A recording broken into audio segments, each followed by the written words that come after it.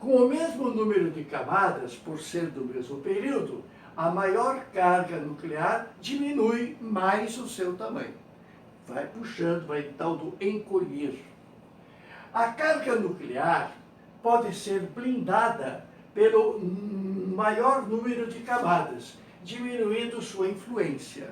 Então haverá casos, nós vamos tratar ainda no futuro, de certos átomos que têm mais camadas e por isso não tem tanto menor tamanho, porque a carga nuclear que atrai os elétrons, ela é protegida por camadas. Então a força de atrair diminui de intensidade.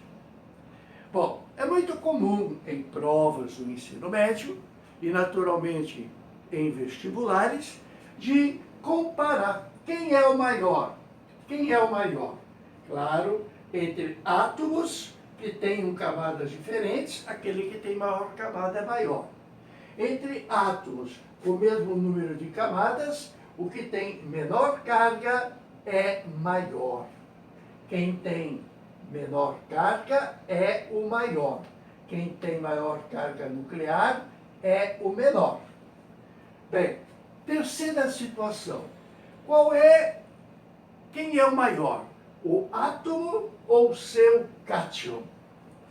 O átomo ou seu cátion? Você já pode dizer de cara, o átomo neutro será sempre maior do que o seu cátion.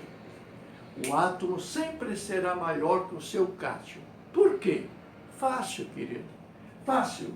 Se o átomo perde elétrons, ao perder esse elétron, ele fica com uma camada a menos, percebeu? Ele fica com uma camada a menos, em compensação fica positivo.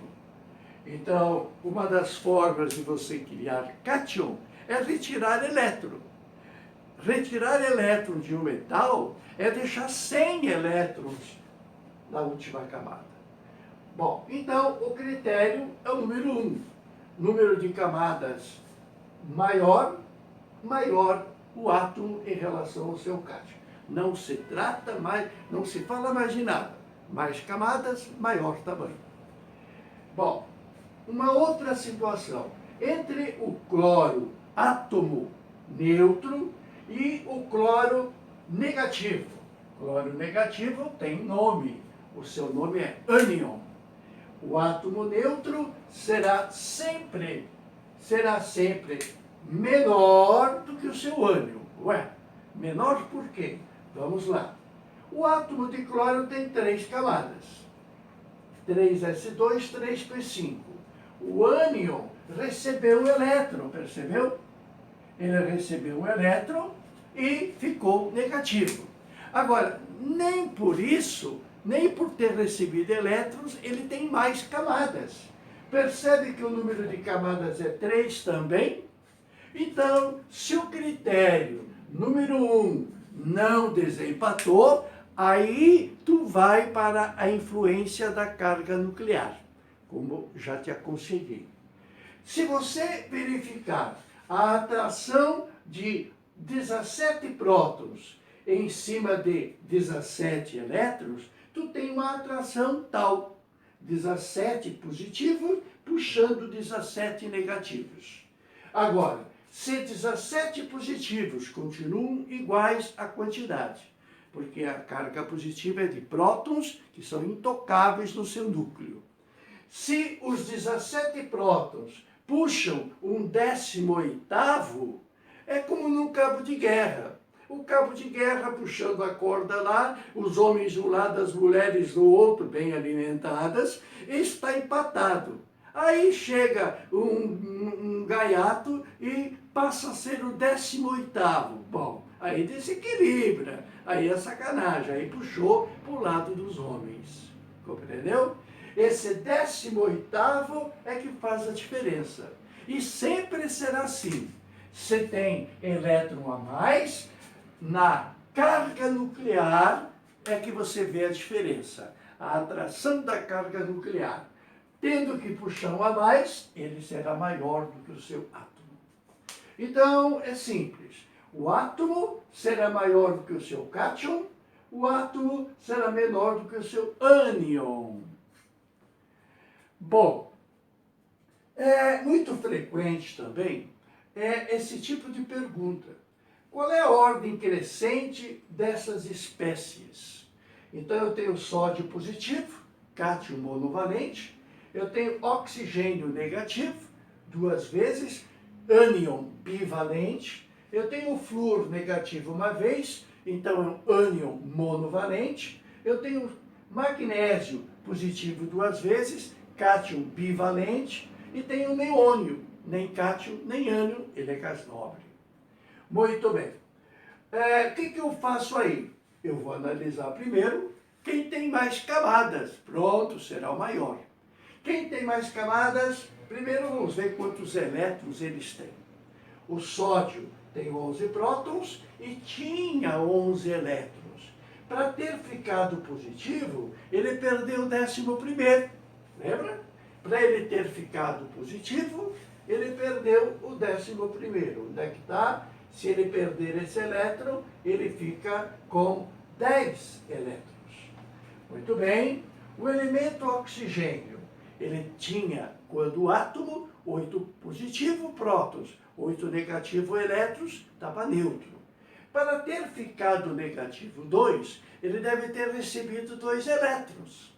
Então, ele que tem 8 prótons, tinha 8 elétrons. Para ter ficado negativo 2, ele recebeu 2, ficou com 10 elétrons, para dar saldo negativo. O flúor, quando o átomo tinha 9 prótons e 9 elétrons. Para ter ficado negativo, ânion monovalente, deve ter recebido um 10º elétron.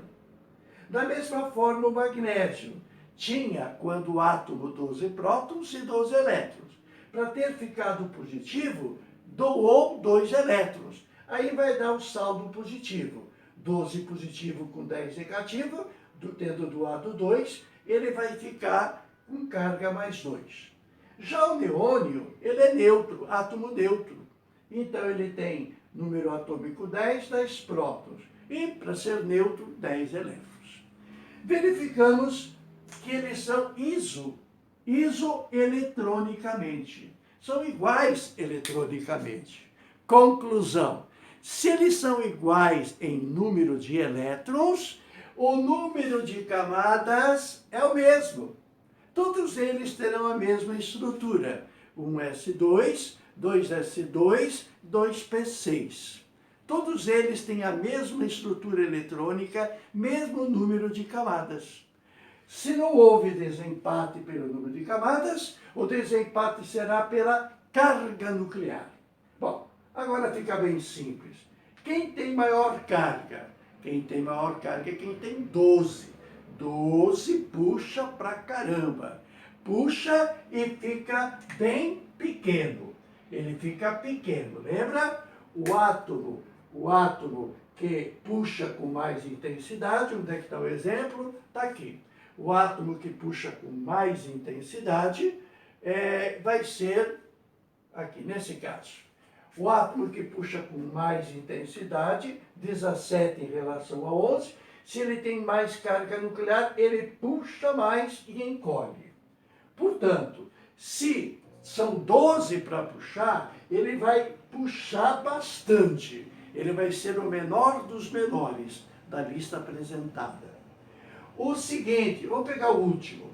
Quem tem menos carga nuclear, ele vai ter menos força atrativa sobre todos eles estão atraindo a mesma quantidade de elétrons.